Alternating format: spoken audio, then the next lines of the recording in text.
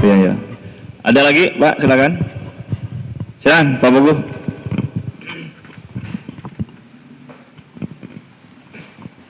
Bismillahirrahmanirrahim. Assalamualaikum warahmatullahi wabarakatuh. Saya Pugu. Saya juga kebetulan lokasi awalnya berdekatan dengan Mas Pri. Kalau saya di Pati dulu. Sama mungkin waktu kecil juga pulang sekolah masih ngangon sapi, bahkan punya dulu juga kerbau, masih sempat naik kerbau gitu sambil meskipun nggak bisa pakai seluling gitu, tapi masih bisa lah gitu. Kita kan sekarang tinggalnya di daerah Karawang ya. Basic saya kerja di pabrik. Memang sejak dulu saya tertarik untuk pengen ternak gitu, meskipun gimana caranya dengan lokasi yang ada di, bukan di perumahan sih, saya masih di perkampungan. Pola manajemen kandang dan cara pemberian makan yang memang efektif gitu, karena memang kalau tadi disebutkan mungkin sepekan sekali nyari jerami ataupun nanti dikasih fermentasi dan lain-lain, tetapi teknisnya nanti mungkin kalau misalkan bisa digambarkan peternakan yang ada di perkampungan itu seperti apa. Karena kalau dulu kan di kampung memang kita juga punya sapi itu masing-masing 2 ataupun 3 gitu, itu biasa gitu. Tapi proses ngasih makanan juga sangat standar sekali. Kadang kita lepas sore itu, nanti sebelum maghrib udah pulang sendiri gitu. Tapi kalau di perumahan ini nanti seperti apa gitu, mungkin bisa digambarkan Pak. Terima kasih. Assalamualaikum warahmatullahi wabarakatuh. Waalaikumsalam. Langsung saja ya Pak. Jadi ini yang tadi yang disebut integrated farming ya. Jadi sebetulnya Pak Budi itu sebenarnya sudah menerangkan bahwa sekarang lagi itu integrated farming. Jadi dari limbah pertanian, limbahnya dipakai untuk makan ternak, kotoran ternaknya dipakai ke pertanian lagi. Jadi dia berputar posisinya di situ.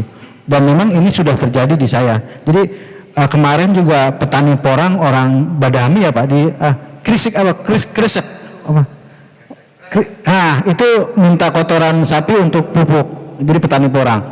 Jadi ini sebetulnya yang perlu kita, kenapa sih kita masih senang beternak, lahan nggak ada, maksudnya sempit. Nah itu yang kita pakai. Jadi kita pakai semuanya metodenya ini. Pakan fermentasi, ya, limbah industri, gitu.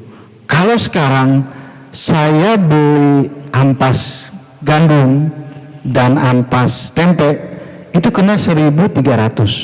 Sok Bapak pernah lihat konsentrat harganya sekarang berapa? 4.000. Selisihnya berapa?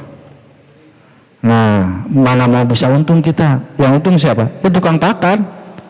Kita mah udah pagi-pagi udah ngasih makan sapi, itu nggak ada untung.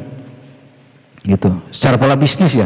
Nah, tadi Bapak katakan bahwa berarti kita harus persiapkan dulu, makanya tadi ada saya bilang kita harus punya apa sih yang ada di lingkungan kita ini yang paling banyak. Contoh jerami, ya jerami. Dia pun sudah difermentasi, Pak domba itu pakai jerami. Jadi difermentasi, dimasukkan dalam tong, udah anak kandangnya seorang cuma suruh ngasih.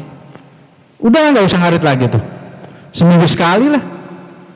Masukin dalam tong, udah. Kita sementara Bapak, saya dulu juga sama masih, karena saya ya tadi saya di pabrik 20 tahun. Jadi saya sempet kalau sore itu paling ngasih ini aja. Mas, lihat hasil fermentasinya gimana? Oh, bagus, jadi berikan. Itu aja udah. Jadi anak kandang saya juga jam segini paling ya tidur, main HP, sekarang mah udah bisa. Gitu, Pak. Jadi itu tadi saya sebetulnya dulu berpikir ini gue udah zona nyaman lah saya ya. Alhamdulillah lah, gaji mah lumayan, jangan hirup sekeluarga, anak minantu mah cukup gitu kan. Tapi ini harus berubah gitu. Pertama ya orang tua bilang, ini gimana kalau pensiun anak lu sekolah gitu, gimana ntar cucu lu gitu kan, incusi aku mangke saya tadi gawe gitu kan. Tapi alhamdulillah Pak, anak saya sudah saya bikinin rumah, tanah saya sudah punya sendiri, dan di kampung itu insya Allah setengah kampung mah saya beli udah tanahnya. Jadi tanah-tanah saudara itu daripada ke orang lain, sok dicicil sama saya. Itu Pak. Ya tapi dengan tadi fokus gitu. Dan memang harus fokus. Usaha boleh, bidang lain boleh. Tapi ini harus kita luangkan waktunya. Nah, dengan beternak seperti ini, kita minimal ya tadi aja. Saya siang udah nggak ada kegiatan dari jam 8 sampai 9 itu. Karena pagi saya cuma ngasih pakan dengan itu udah. Cuman kontrol kesehatan. Nanti belajar kesehatan dan memang harus bisa nyuntik. Tahu itu sapi sakit, domba sakit. Kasusnya apa? Nggak tahu domba sakit ya seperti teman saya. Begitu saya lihat dombanya bisa sekarat, gitu. So ya ini datang ke kandang. Sebetulnya dia malu karena Pak Haji Man sukses gitu. Allah, cak saya sama-sama lah belajar. Jadi sekarang udah bisa nyuntik, udah bisa fermentasi. Dan kemarin domba yang saya referensi pakan dari saya dengan domba yang tidak referensi pakan, semua yang korban milih domba yang saya referensi pakan. Tanya dia. Makanya ini dia udah mau belanja lagi Pak Haji biar ini. Iya saya bilang harus dirawat dan harus tahu. Gitu. Jangan nggak semua domba itu cuy, domba di kandang. Ternyata domba aing nyeri awak.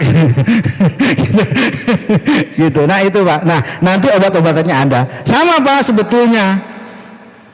Kalau biogesik kan anagresik antipretik. Ya sama. Ini anagresik antipretik. Orang sok batuk, make naon? Kan di sok libere itu obat apa? Siprok ya. Nah siprok kalau dari mantri. Ya ini sama siprok. B-komplek ini B-komplek. Nah, kalau kita suka orang sok budug diberi penicillin namanya. Ini penstrep penicillin. Sama sarua eta keneh. Gitu. Cuman ya itu kita harus tahu nanti ada kita ke pengenangan ke penyakit ya setelah ini. Jadi kita step-stepnya kita lanjutkan.